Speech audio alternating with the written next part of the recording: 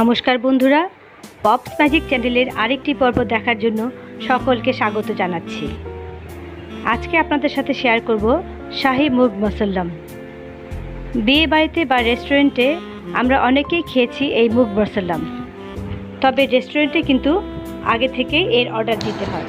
মাত্র কয়েকটি step follow করে কিভাবে বাড়িতে আস্ত বা গোটা মুরগির এই মুরগ মুসাল্লাম বানাবেন এবং সেটাও অনেক কম খরচে, আজ সেটাই আপনাদের দেখাবো। এটা একটা মোগলাই খাবার, অন্যান্য মোগলাই খাবারের মতোই এটা অত্যন্ত সুস্বাদু। রান্নাটা দেখে যতটা কঠিন মনে হচ্ছে, বানানো কিন্তু অতটাও কঠিন নয়। চলুন শুরু করছি তবে আজকের রেসিপি ভালো লাগলে লাইক, শেয়ার এবং কমেন্ট করবেন, আর সাবস্ক্রাইব করে আমার চ্যানেলটির পাশে থাকবেন। প্রথমে আমি একটা গোটা মুরগি নিয়েছিলাম, তারপর এর ছাল ছাড়িয়ে ভেতরে সব কিছু বের করে দিয়েছি। এরপর এর ওজন হয়েছে 1 কেজি 300 গ্রাম। এবার খুব ভালো করে বেশ কয়েকবার আমি এটাকে ধুয়ে নিয়েছি। তারপর মুরগিটা জল ঝরিয়ে শুকনো করে নিয়েছি। মুরগিটার গায়ে আমি এভাবে ভালো করে চিড়ে দিয়েছি যাতে ভেতর পর্যন্ত মশলা ঢোকে।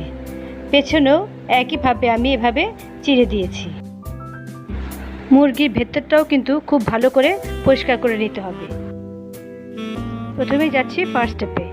এই স্টেপে আমরা মুরগিটাকে একটা মশলা দিয়ে ম্যারিনেট করব। এর জন্য প্রথমে একটা বড় বোল নিয়ে নিলাম। তাতে দিচ্ছি 1 চা চামচ আদা বাটা, 1 চা চামচ রসুন বাটা, 1 চা চামচ শুকনো লাল লঙ্কার গুঁড়ো, 1 চা চামচ কাশ্মীরি লাল লঙ্কার গুঁড়ো, 1 চা চামচ নুন, 1 চা চামচ গরম মশলার গুঁড়ো, 1 চা চামচ জিরের গুঁড়ো, 1 চা চামচ ধনের গুঁড়ো, দিচ্ছি সামান্য অরেঞ্জ ফুড কালার। আপনাদের ইচ্ছে না হলে দেবেন না, তবে কালার দিলে মুরগ মুসাল্লামের কালারটা খুব সুন্দর হয়। দিচ্ছি 1 চা চামচ কেওড়া জল, 3 চা চামচ ভিনেগার, দিচ্ছি 3 টেবিল চামচ জল ঝরানো টক দই, এটা আমার ঘরে পাতা টক দই, আর দিচ্ছি 5 চা চামচের মতো সাদা তেল। এবার একটা চামচের সাহায্যে সমস্ত মশলা খুব ভালো মতো মিশিয়ে নিচ্ছি। সমস্ত মশলা খুব ভালো মতো মেশানো হয়ে গেছে। এখন সেই মুরগিটা এই মশলার মধ্যে দিয়ে খুব ভালো করে মাখাতে হবে। এর জন্য মশলাটা আমি মাখানোর জন্য প্রথমেই একটা বড় বোল নিয়ে নিয়েছিলাম। একটু সময় নিয়ে আস্তে আস্তে মশলাটা খুব ভালো করে মুরগির গায়ে মাখিয়ে দিতে হবে।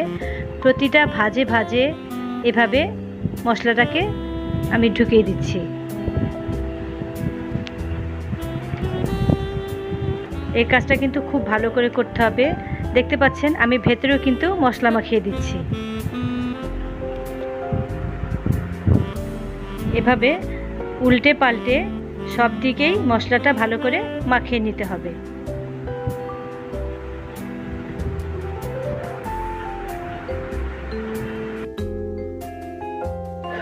খুব ভালো করে মশলার সাথে মাংস মাখানো হয়ে গেছে। এবার এটাকে ঢাকা দিয়ে আমি 2 ঘন্টা ফ্রিজে রেখে দেব। ওভারনাইট রাখতে পারলে আরও ভালো হয়।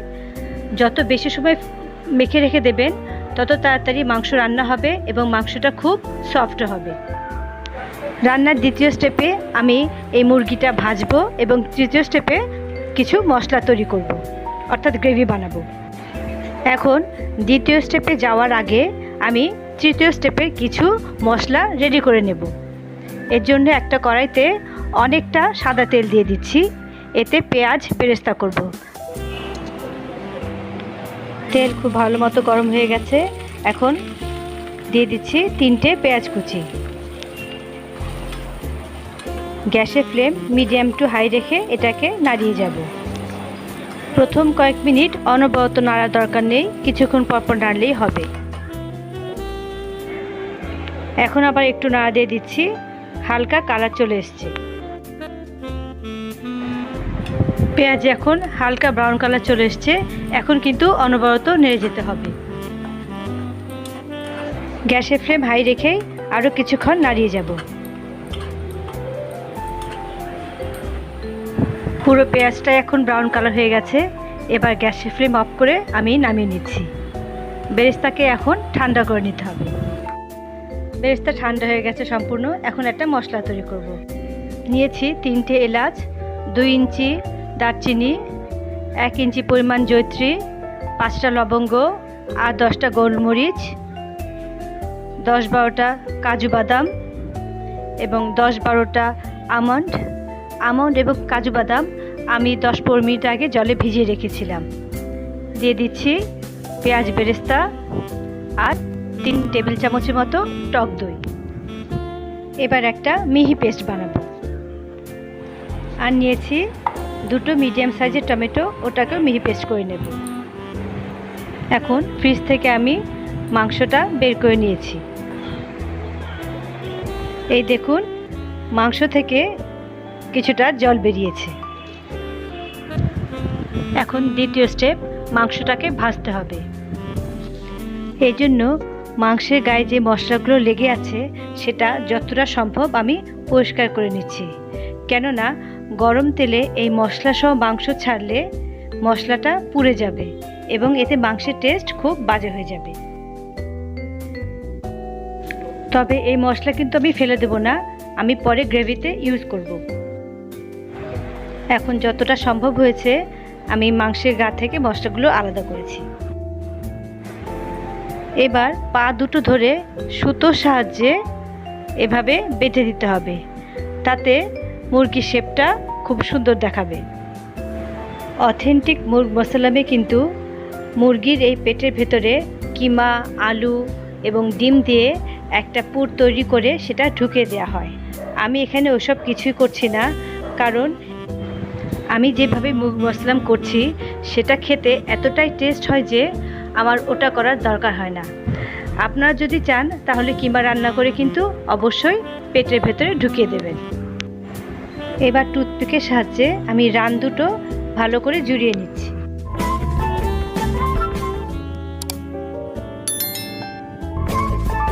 মুরগি এখন ভাজার জন্য একদম রেডি। গ্যাসে একটা বড় প্যান বসিয়ে তাতে 3-4 চা চামচ সাদা তেল আর 1 চা চামচ ঘি দিচ্ছি। আপনারা চাইলে শুধু সাদা তেলেই মুরগিটা ভাজতে পারেন। তেল গরম হয়ে গেছে, এখন আমি মুরগিটা ছেড়ে দিচ্ছি। তো মুরগির বুকের পোর্শনে মাংস বেশি বলে আমি ওই দিকটা আগে ভাজছি। গ্যাসের ফ্লেম এই সময় মিডিয়ামে রাখবো। এক একটার দিক ভাজতে 5 থেকে 7 মিনিট লাগবে। এভাবে আমি চারদিকে ঘুরিয়ে ঘুরিয়ে ভেজে নেব। প্রায় 5-7 মিনিট হয়ে গেছে, নিচের দিকটা ভাজা হয়ে গেছে। এখন এটাকে আমি আস্তে করে উল্টে দিচ্ছি। এই যে দেখুন কি সুন্দর কালার চলে এসছে। এখন নিচের দিকটা আমি ভেজে নিচ্ছি। নিচের দিকটা ভাজা হয়ে গেছে, এবার আমি 2 সাইড ভেজে নেব।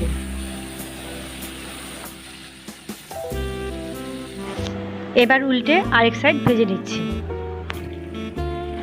চারদিক দিয়ে মুরগি ভাজা রেডি হয়ে গেছে। এখন যাব থার্ড স্টেপে। এবার আমি গ্রেভি বানাবো। এর জন্য একটা কড়াইতে আমি 7-8 চা চামচ সাদা তেল গরম করে নিলাম। দিয়ে দিচ্ছি 2 টুকরো দারচিনি।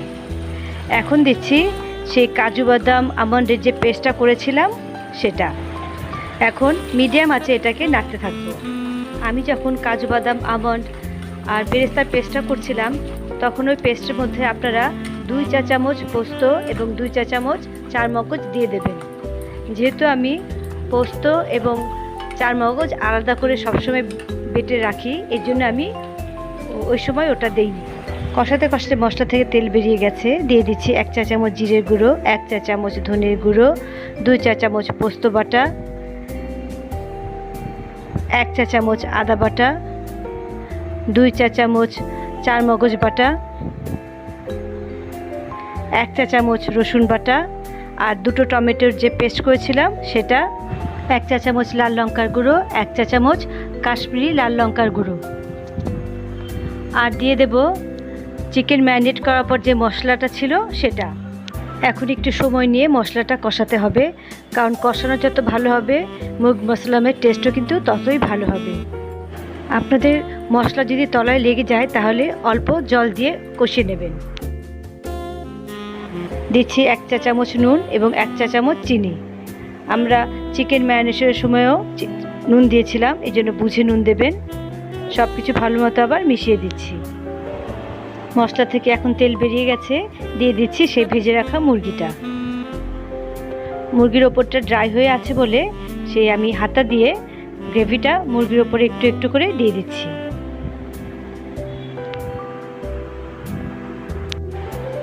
এখন দিচ্ছি ছোট 1 কাপের মতো গরম জল। এখানে কিন্তু গরম জলটাই ইউজ করতে হবে। এখন কড়াইয়ের হাতল ধরে আমি ভালো করে ঘুরিয়ে ঘুরিয়ে জলটাকে মশলার সাথে মিশিয়ে দিচ্ছি। এবার গ্যাসের ফ্লেম একদম লো করে আমি ঢাকা দিয়ে দেব 10 থেকে 12 মিনিটের জন্য, যাতে মুরগির নিচের দিকটা সেদ্ধ হয়ে যায়। প্রায় 10-12 মিনিট হয়ে গেছে, মুরগির নিচের দিকটা কিন্তু সেদ্ধ হয়ে গেছে। মশলা যখন কষাবেন তখন সেই সময় কিছু ধনেপাতা দিয়ে দেবেন, আমি ভুলে গেছিলাম বলে এখন দিয়ে দিলাম। এবার মুরগিটাকে আমি উল্টে ওপর দিকটা নিচে দিয়ে দেবো সেদ্ধ হওয়ার জন্য, এবং আবারও ঢাকা দিয়ে 10-12 মিনিট রেখে দেব। ফিরে এলাম 10-12 মিনিট পর। মুরগিটা কিন্তু এখন সম্পূর্ণ সেদ্ধ হয়ে গেছে, কি সুন্দর তেলও ভেসে উঠেছে। আপনারা যদি এতটা গ্রেভি রাখতে না চান তবে গ্যাসের ফ্লেম হাই করে ঝোলটাকে শুকিয়ে নেবেন। রান্না কিন্তু প্রায় হয়েই গেছে। নামানোর আগে দিয়ে দিচ্ছি 3-4 চা চামচ ফ্রেশ ক্রিম। আপনাদের কাছে যদি দুধের মালাই থাকে তাহলে সেটাও ইউজ করতে পারেন। আমি আরেকবার মুরগিটাকে উল্টিয়ে দিচ্ছি। নুন মিষ্টিটা আরেকবার চেক করে নেবেন। এখন আমি গ্যাসের ফ্লেম অফ করে দিচ্ছি এবং ঢাকা দিয়ে 5 মিনিটের জন্য রেখে দিচ্ছি। রান্না হয়ে গেছে মুরগ মাসলাম। আমি এখন সার্ভিং প্লেটে একটু সার্ভ করে দেখাচ্ছি।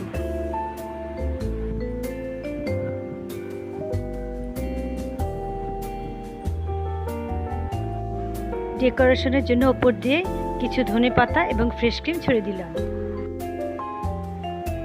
এখন আপনাদেরকে মাংসটা একটু কেটে দেখাচ্ছি কতটা সফট এবং জুসি হয়েছে। এটা পোলাও, ফ্রাইড রাইস, সাদা ভাত, জিরা রাইস, রুটি, নান সব কিছুর সাথে খেতেই অসাধারণ লাগে।